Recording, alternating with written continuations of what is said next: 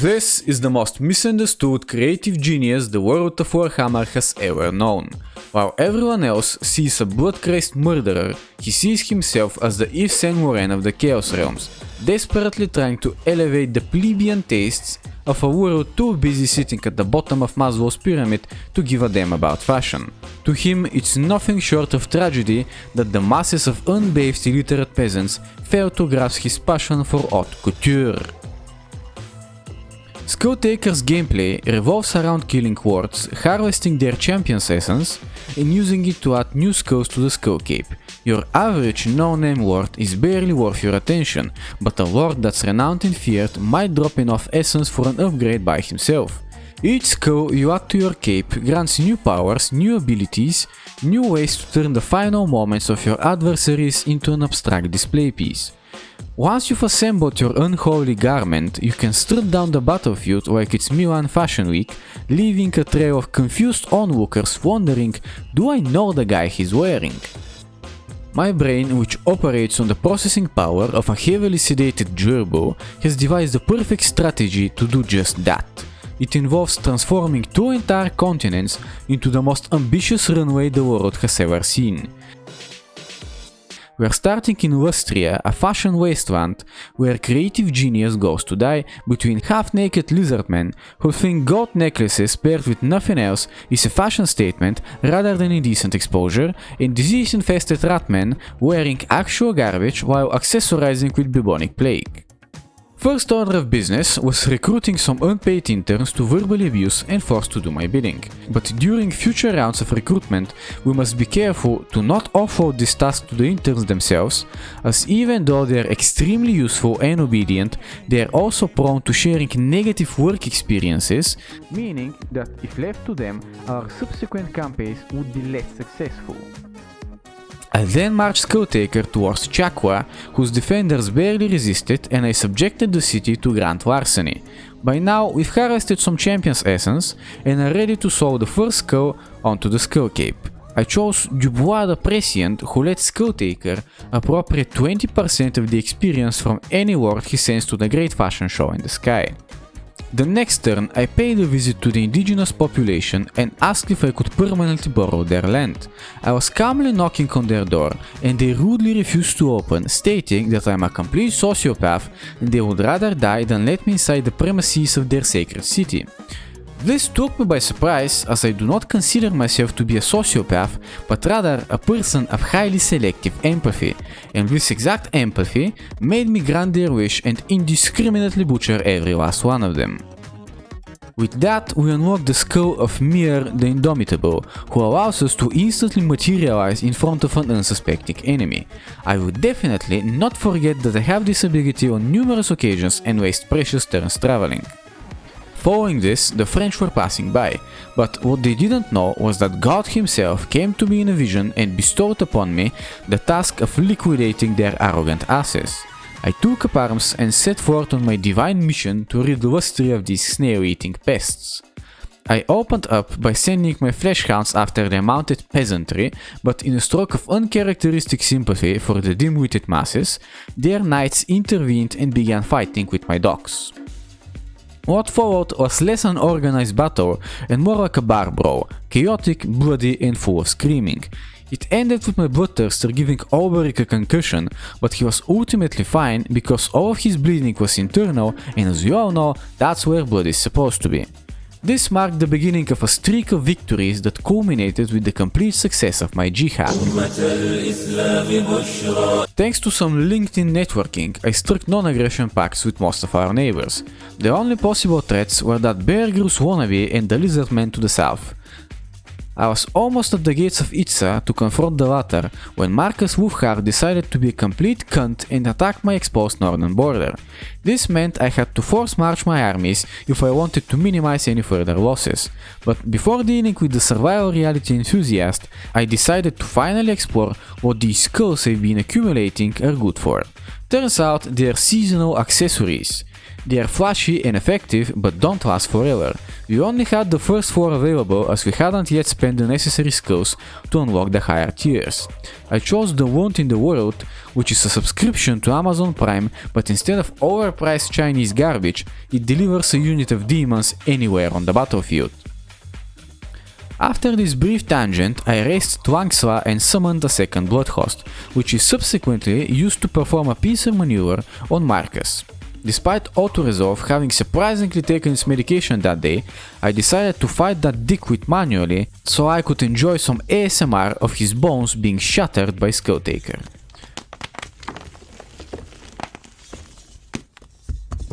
Marcus took advantage of the terrain and deployed his forces within the choke points.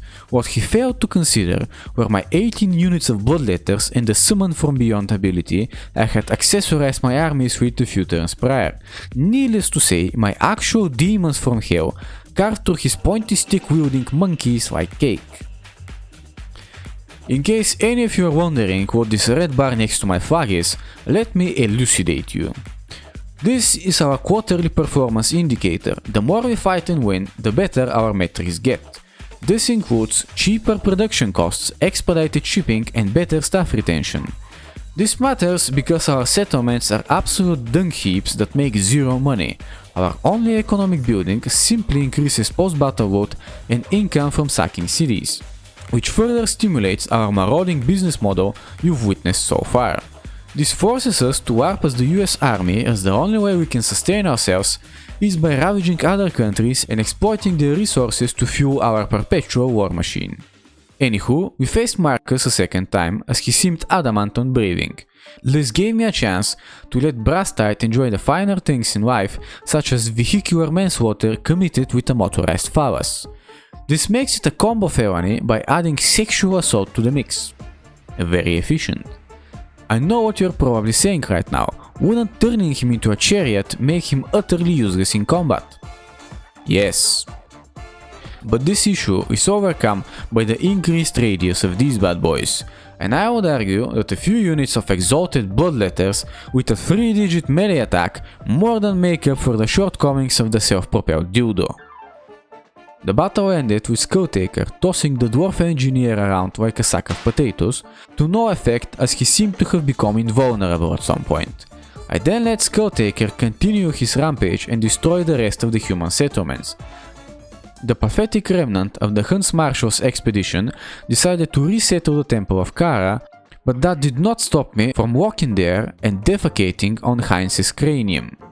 Shortly afterwards, I decided to diverge from my previous plans of going south and instead continue my northern expansion by picking a fight with Yuanbo. Both the Eternal Pyramid and the High Sentinel quickly fell during the wait for him to display some manners and show up for his own funeral. However, instead of acting like a man, Yuanbo chose to send Mr. Kwang to deal with his mess, which to his credit resulted in the loss of my Bloodhost, but considering I killed 800 of his men with less than 300 dudes, would you really call that a loss? As soon as I pressed the end turn button, this schizophrenic reptile decided to extort me for 15% of everything I own. And as much as I would have liked to refuse, I evaluated my options and came to the conclusion that they were non-existent. I was strapped for cash, nowhere near him, and he was 33 ranks stronger than me. So I was forced to bow down and accept this humiliating deal. Back to the matters at hand, I dealt with the survivors of the disaster that was the previous battle, and entered negotiations with Skrok, who was asking for a non-aggression pact, which I reluctantly accepted, mostly because he had an army right next to my border, which made it abundantly clear that I had no say in this.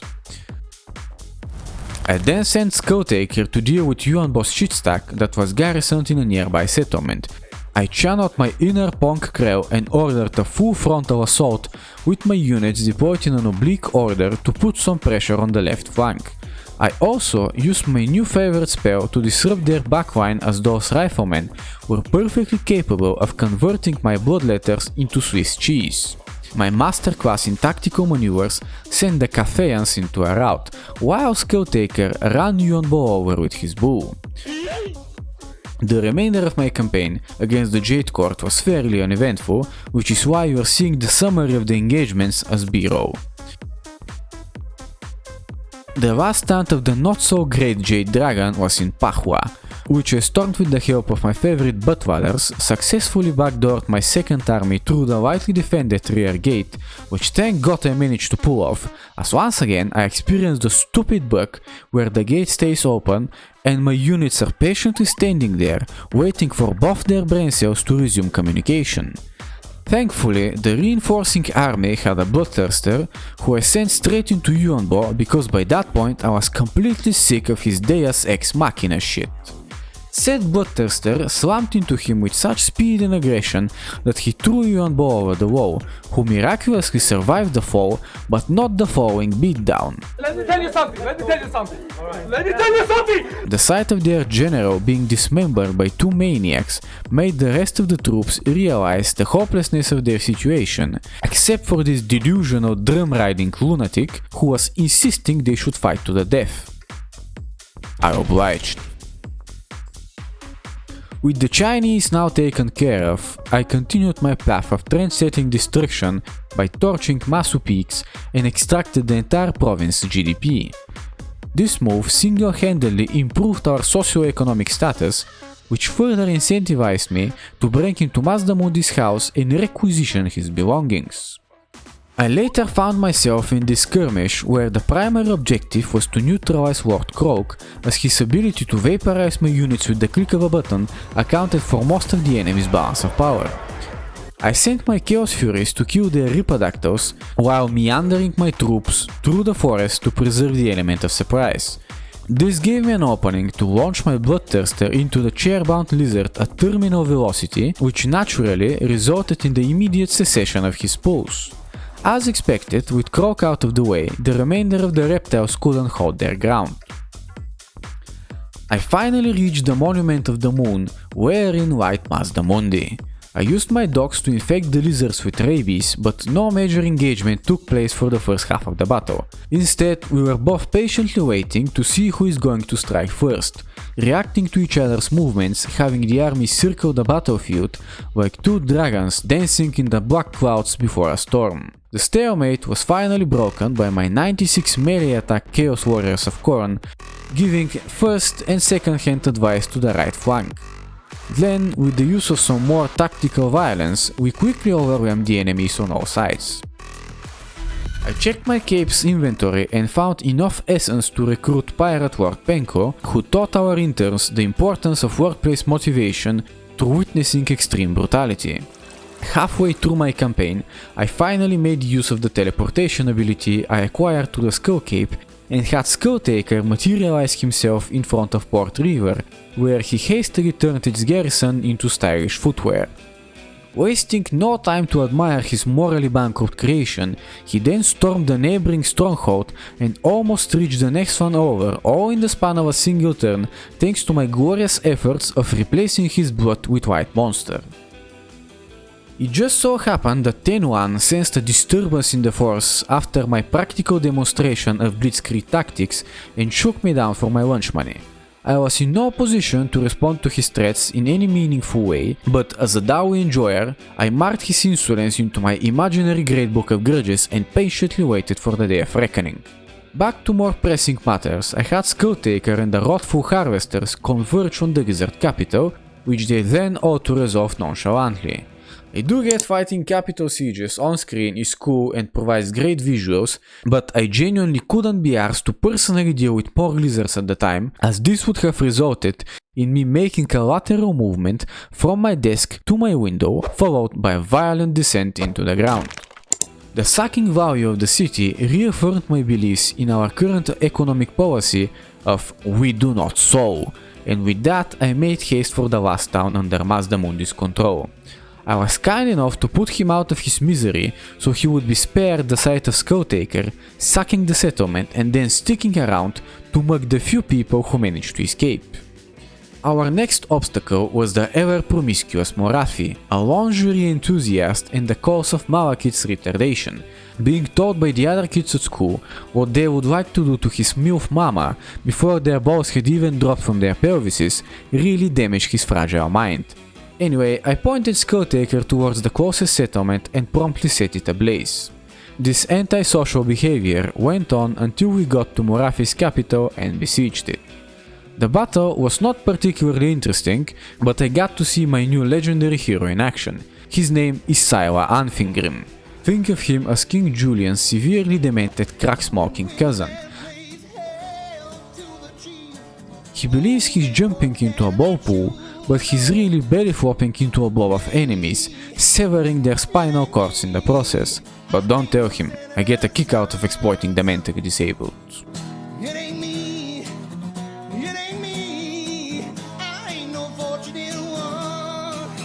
Besides that, Skulltaker violated a Medusa and my murderous column of Chinese motorists went on their daily commute.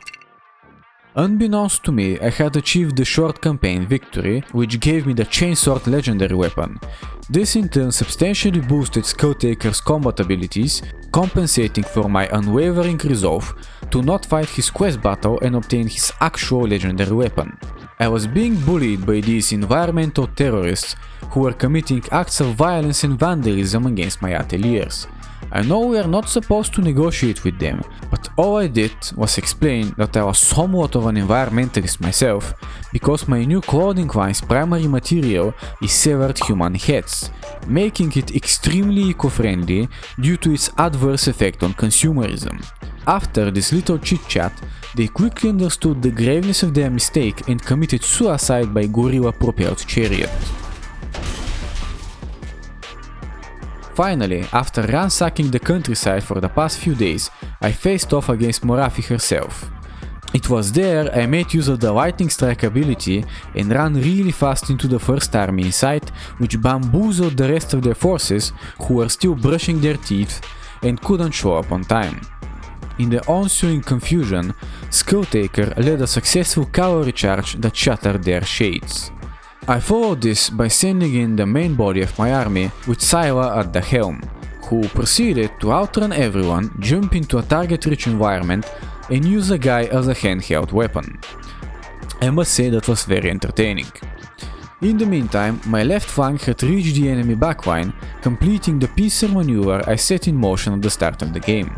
I then infused the air with anabolic steroids and randomly right-clicked as many of my units onto theirs as I could. Thanks to my tactical genius, this whole endeavor cost us a grand total of 82 people. Morathi herself was next on the chopping block, but my legions of non-institutionalized mental patients were a tad slow, so I sent Skulltaker and the gang to soften up the front lines until my host arrived. On his end, he pitch-swapped Morathi so hard she remembered she could actually fly.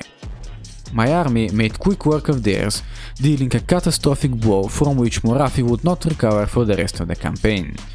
She attempted to pursue a diplomatic resolution of the conflict, but my demands to surrender their breathing privileges and be granted the right to renovate their cities into piles of rubble were met with questions like, "Are you shooting meth?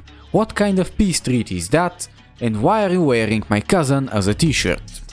Naturally, we could not come to an agreement and I went on to destroy the rest of her holdings.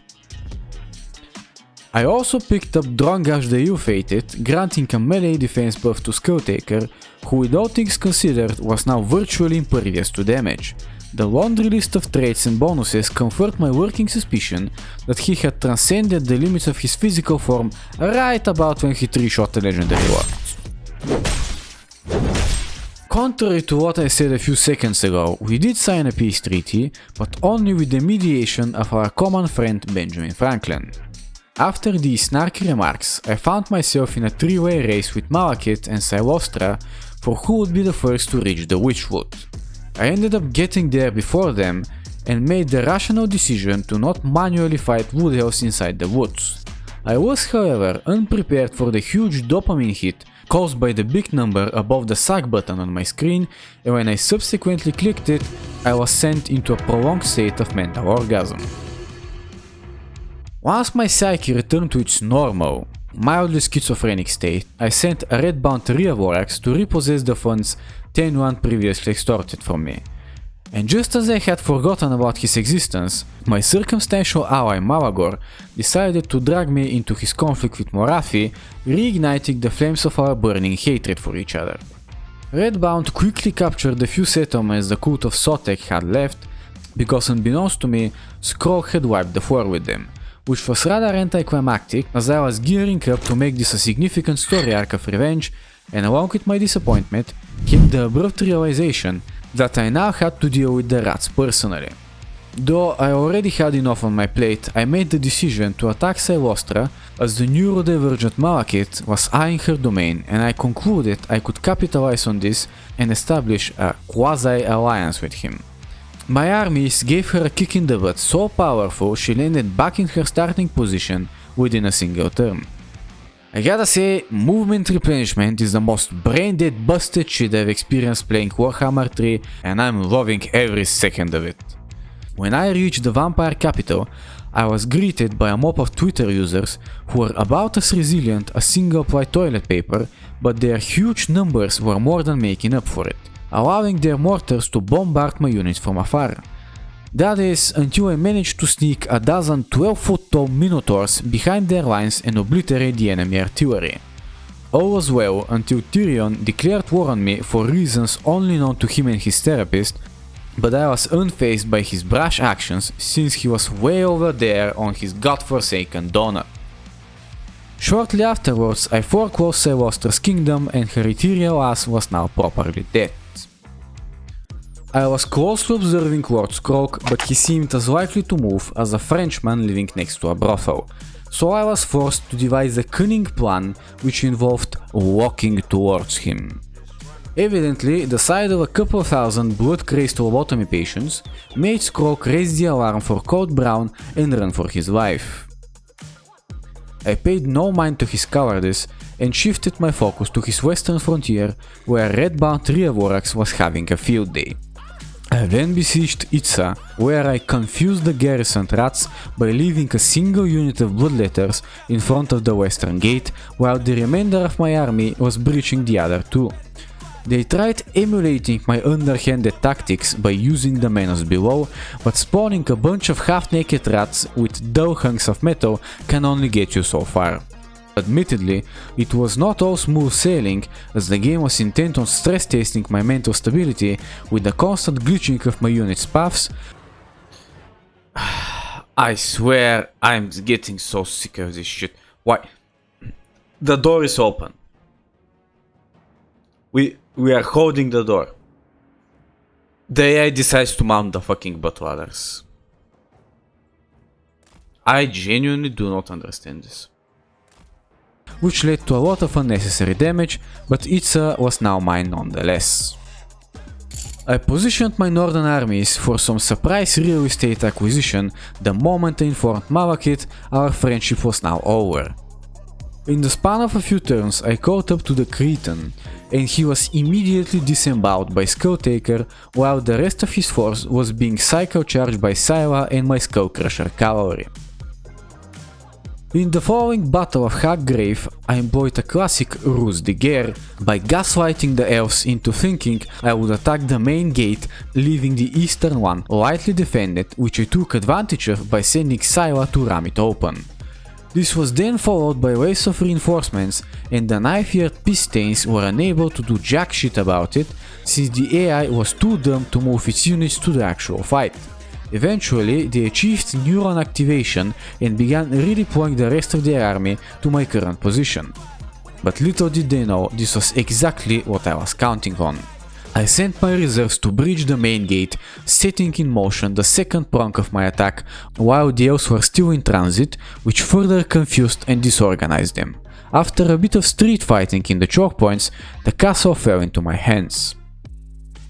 Now that my gravity-generating genius had won us the battle, with a 1:18 casualty ratio, we raised another round of funding for our operation. The Dark Elves were frightened into making ritual sacrifices to gain divine favor, but considering I spent the past 70 turns terraforming continents into a fashion runway, performing ethnic cleansing and plundering everything in sight, it leads me to believe that God is either impotent to alter his universe or ignorant of the horrors taking place in his kingdom. While I was busy dealing with her special offspring, Morathi sneaked upon me and was working in the harbor of Grey Rock Point, from where she intended to launch an attack and recapture her lost territory. Like any experienced Warhammer player, I panicked and recruited every available regiment of renown to repel the invaders. As is tradition with my videos, I am currently being bled dry by the monstrous upkeep of my armies, but fear not, dear viewer, because the aneurysm that's about to burst in my brain signals my unwavering devotion to the Lord of Murder, for Khorne cares not whence the blood flows, only that it does. Meanwhile, the rat extermination business was booming. Ventris and Redbound were decimating the vermin, while Skrog practiced his cardio with zero prospects of fighting back. Eventually, Ventris got the big cheese cornered and they faced off.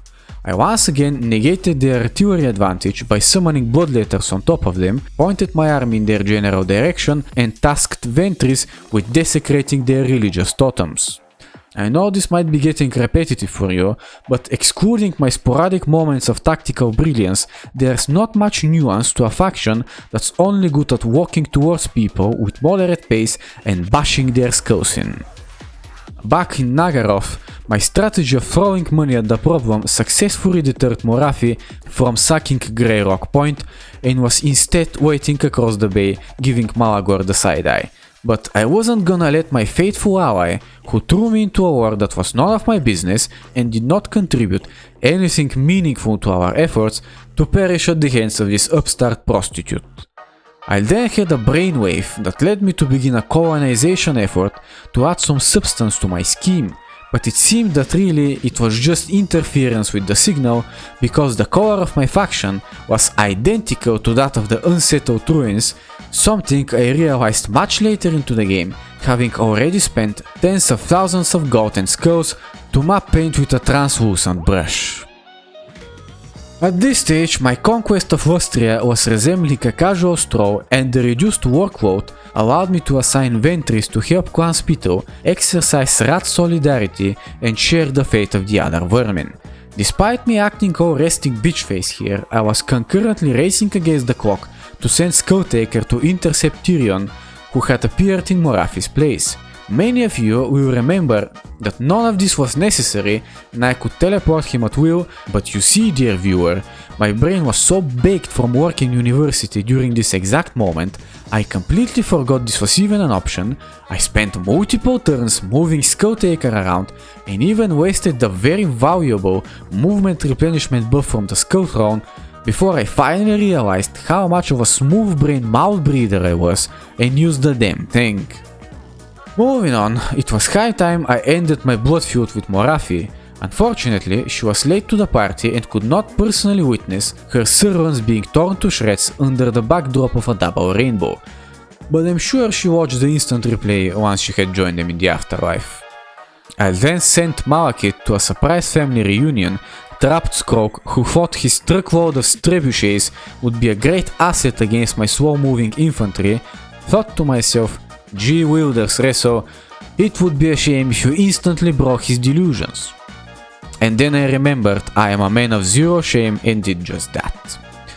In the wake of the previous events, I helped deal with the list of assorted mental illnesses our star was diagnosed with by employing an experimental treatment I call pulverizing his bones. It worked so well I decided to apply it to the rest of the High Elves, who are now very dead, but crucially free of mental distress. Besides my expedition over the Big Donut, Uther Harkon had joined Clan Spittle, but it was much too late.